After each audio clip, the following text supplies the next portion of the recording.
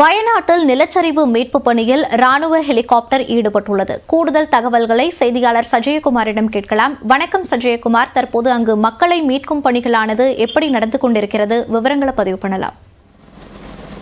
அதாவது நேற்று இரவு வயநாடு மாவட்டத்தில் சூரல்மலை முண்டக்கை அட்டமல பகுதிகளில் ஏற்பட்ட தொடர்ந்து 3 முறை நிலச்சரிவால் தற்போது வரையிலும் பலி எண்ணிக்கையானது 100 கடந்த 106 ஆக உயர்ந்திருக்கிறது. மீட்பு பணியானது தரை மார்க்கமாக சாலை மார்க்கமாக மீட்பு பணியில் பாலம் அங்குள்ள பிரதான பாலம், இந்த பகுதிகளை இணைக்கக்கூடிய பிரதான பாலம் துண்டிக்கப்பட்டதால் இராணுவத்துக்கு முறையாக முழு படையினருக்கும் அந்த பகுதிக்கு கொண்டு சென்று சேராத நிலை ஏற்பட்டுள்ளது. தொடர்ந்து காலை முதலே இந்திய விமானப்படையின் ஹெலிகாப்டர்கள் 2 ஹெலிகாப்டர்கள் அதிகாலை முதலே இன்று பலமுறை அந்த பகுதிக்கு தரையிறங்க முயற்சி மேற்கொண்டனர். ஆனா அந்த மோசமான வானிலை, அதே போல அங்க தரையிறங்க போதுமான வசதி நிழல் நிரப்பு சாதகமாக இல்லாத காரணத்தால் அங்கிருந்து அந்த ஹெலிகாப்டர்கள் திரும்ப சென்றனர். மீண்டும் தொடர்ந்து விமானப்படையால் ஏற்பட்ட முயற்சியில் தற்போது வெற்றிகரமாக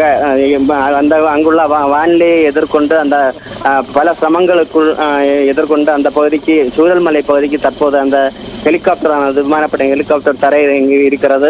சாலை மார்க்கமாக மீட்பு பணி தொய்வடைந்த நிலையில் தற்போது அந்த விமானப்படையின் ஹெலிகாப்டர் தரையிறங்கியுள்ள நிலையில் மேலும் மீட்பு பணி தீவிரமடையும் வேகமடையும் என்பதால் அந்த பகுதி மக்களுக்கும் பாதிக்கப்பட்டவர்களுக்கும் பெரும் ஆறுதலாக இருக்கிறது.